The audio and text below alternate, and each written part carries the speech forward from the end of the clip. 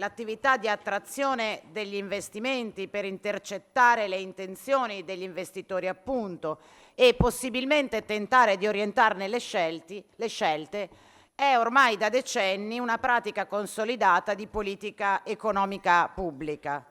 Esistono attori nazionali e internazionali, sia pubblici che privati, che si occupano appositamente di queste attività strategiche.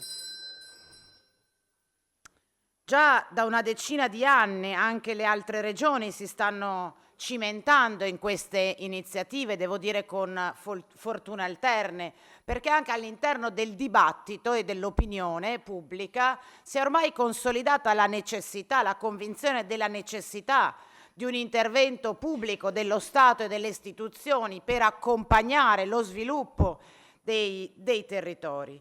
Credo sia evidente a tutti quanto il concetto di attrattività possa, forse dovremmo dire debba, cambiare sfumature e applicazioni a seconda dell'obiettivo strategico e specifico che ci si pone e in base al contesto nel quale si opera, perché il tema dell'attrattività richiama ovviamente la mobilità dei capitali e degli investimenti, cresciuta a dismisura con il progredire della globalizzazione e dello spacchettamento dei processi produttivi e delle catene del valore, ovvero di quel processo di integrazione dei mercati sul piano internazionale che ha nei fatti segnato gli ultimi 30 anni della storia mondiale.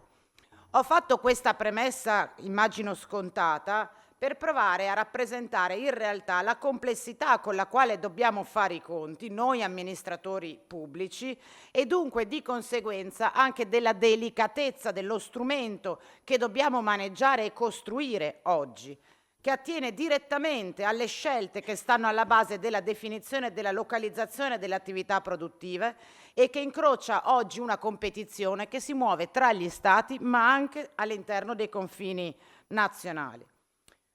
Naturalmente la diversità dei soggetti in campo corrisponde anche ad una diversità di strumenti che ci sono a disposizione. Lo Stato può attivare politiche fiscali incentivanti, può intervenire per migliorare l'offerta e l'efficienza del sistema giuridico e amministrativo, può beneficiare della stabilità politica del contesto, ma anche le regioni effettivamente possono agire o rafforzando, lo diceva il correlatore Lorenzoni, gli orientamenti nazionali e sovranazionali che già sono in campo, intervenendo sulla formazione del capitale umano, dotandosi di infrastrutture materiali e immateriali, valorizzando le reti di ricerca e le università.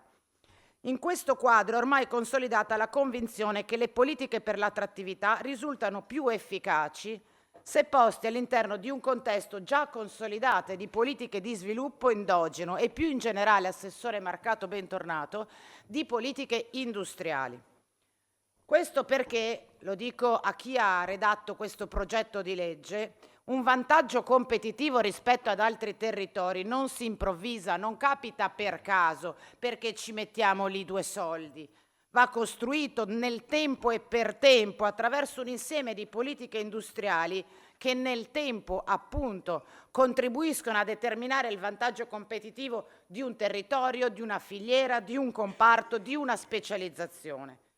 E in questo senso c'è il primo limite di questo progetto di legge, ovvero che appare come un'iniziativa isolata, indebolita dall'assenza di strutturali e definite politiche industriali regionali. Lo hanno rilevato anche le organizzazioni economiche durante le audizioni che abbiamo fatto, politiche industriali che siano in grado davvero di incidere positivamente sulla crescita economica e sulla produttività dei fattori, di influenzare la propensione all'innovazione e alla creazione di conoscenza di questa regione.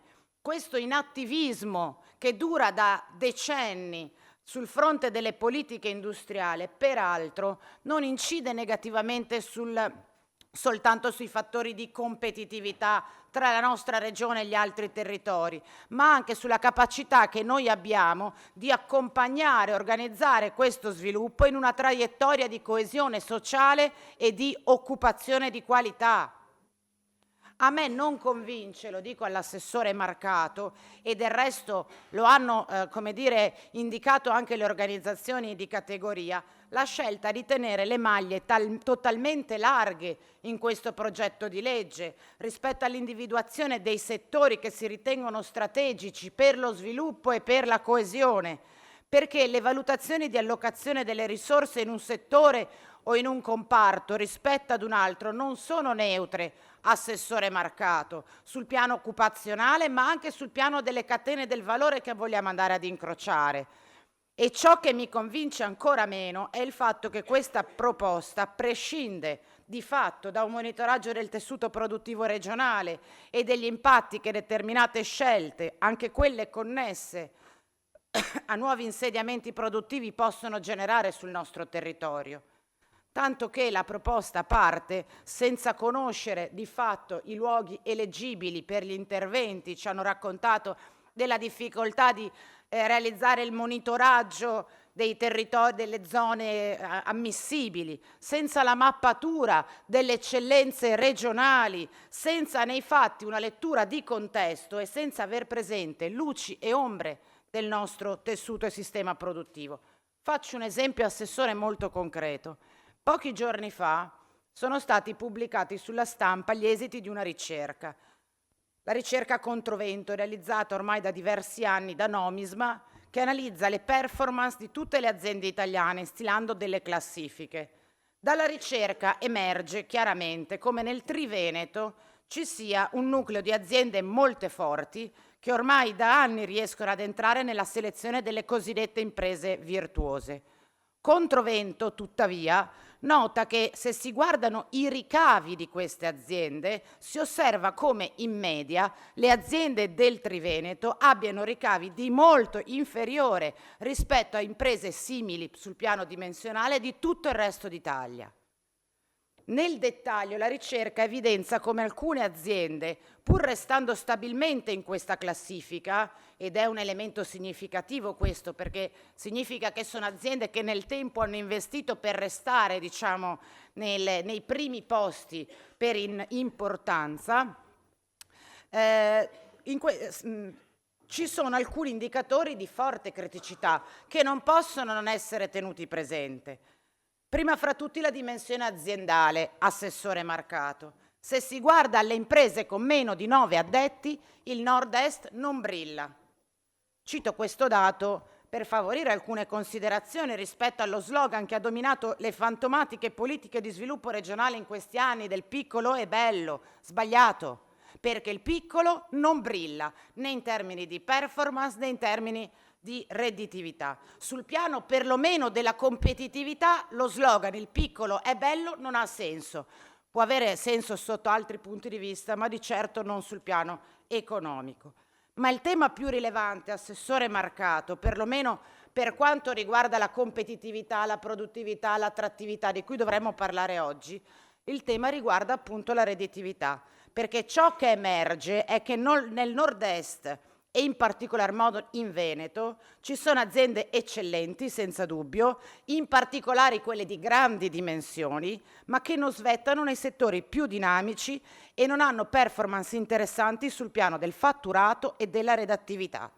I ricavi medi di queste aziende star, quindi stiamo già guardando soltanto quelle migliori, a livello nazionale sono di circa 430 milioni all'anno. Per quelle emiliano-romagnole raggiungono i 760 milioni all'anno. A Nord-Est e in Veneto i ricavi delle aziende star crollano a 374 milioni, quasi la metà delle regioni contermini. Ci siamo chiesti, assessore Marcato, perché questo avvenga e cosa si può fare per intervenire o si sarebbe potuto fare? Non è un caso, a proposito di elementi di contesto che dovrebbero aiutarci a scrivere le leggi, quando non ci vengono dettate da soggetti esterni, non è un caso che il Veneto, insieme al Friuli Venezia Giulia e alle Marche, è la regione che negli ultimi anni ha subito più di tutte le altre processi di delocalizzazione. E allora anche questo argomento lo vorremmo affrontare con questo provvedimento ci si preoccupa principalmente, e io direi esclusivamente, di intercettare generici investimenti esteri da mercati internazionali e non ci si interroga, anzi non ci si pone proprio il problema, Assessore, su quale genere di investimento possa portare sul nostro territorio competenze e abilità specifiche adatte all'ecosistema regionale e alle filiere tipiche del nostro territorio. Abbiamo assistito in questi ultimi anni alle sceneggiate di Intel e di Silicon Box. Le definisco sceneggiate perché dopo annunci roboanti in cui secondo la Giunta e il Presidente della Giunta avrebbe visto questo territorio l'insediamento di queste super multinazionali, non siamo rimasti con nulla in mano e nessuno si è chiesto, primo, quale sarebbe stato l'indotto che queste aziende avrebbero portato su questo territorio, secondo, perché avrebbero dovuto scegliere il Veneto. Ho fatto richiesta di accesso agli atti da tempo per avere i fantomatici dossier e non sono ancora arrivati. Ho un'interrogazione come gruppo, una di aprile 2023, una di giugno 2023, che chiedono informazioni su cosa è accaduto con Intel e Silicon Box, alla quale non ci avete mai risposto. Forse perché la risposta non c'è alle nostre domande. Allora, se mi pongo l'obiettivo di attirare l'insediamento sul territorio di attori multinazionali, mi devo immaginare perlomeno quale catena del valore globale voglio intercettare, perché ritengo cruciale e strategico che quella catena del valore arrivi in questa regione, coerente col tessuto produttivo con cui viviamo. Guardi che l'Emilia-Romagna non è che dobbiamo andare a imparare dal Giappone, basterebbe guardare le regioni di fianco a noi. L'Emilia-Romagna non ha messo in campo politiche di attrattività degli investimenti, ha scelto quali erano i settori cruciali per redditività, competitività e produttività e su quelli si è concentrata, coerente con anche i bisogni sociali ed economici di quel contesto. Lo dico, Assessore Marcato, perché sono convinta di un principio.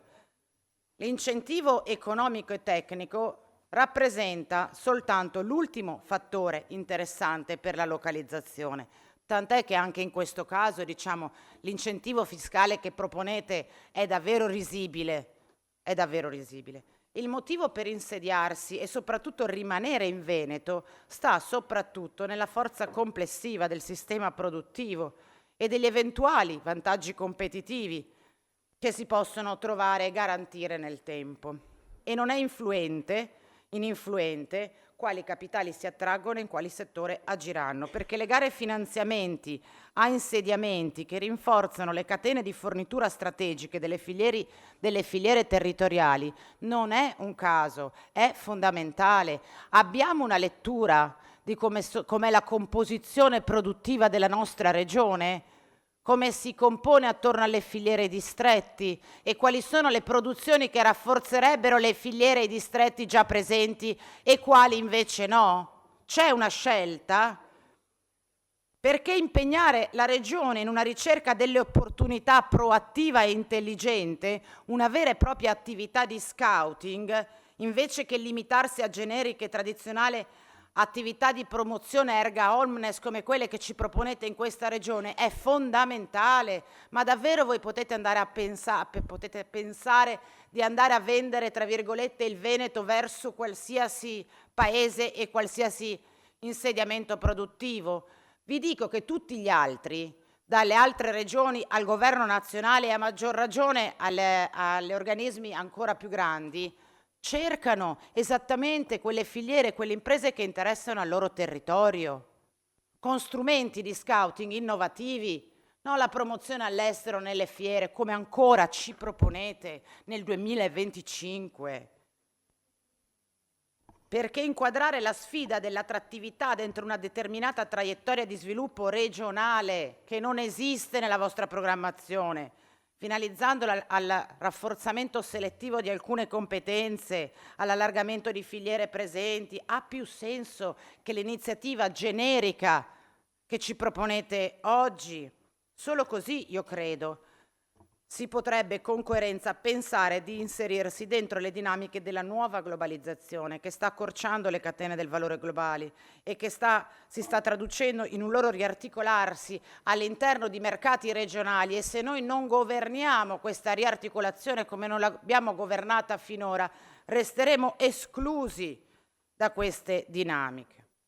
Siamo stati fermi 10 anni fa abusando delle eccellenze del territorio, mentre tutti gli altri si attrezzavano con politiche pubbliche specifiche di sostegno. E se anche oggi, Assessore Marcato, pure in ritardo, proviamo a muovere qualche passo sbagliando strada, il divario tra noi e gli altri rischia di diventare incolmabile.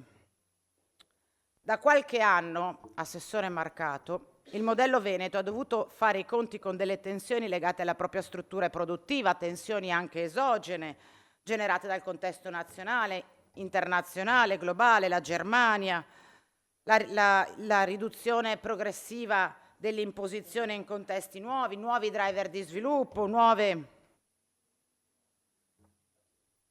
La faccio ridere, Assessore Marcato? La faccio ridere? Sa qual è la differenza tra me e lei? Collega, continui per favore, grazie. No, gliela spiego io. Collega, continui per favore, facciamo grazie. ridere entrambi. È che io non ho la responsabilità che ha lei, e quindi che faccia ridere l'assessore alle attività produttive di questa regione è un problema. Ma io non devo dire quello che interessa a lei. Assessore, la prego. Dico quello che Grazie. voglio. Collega Camani, continui. Continui, collega Camani, grazie.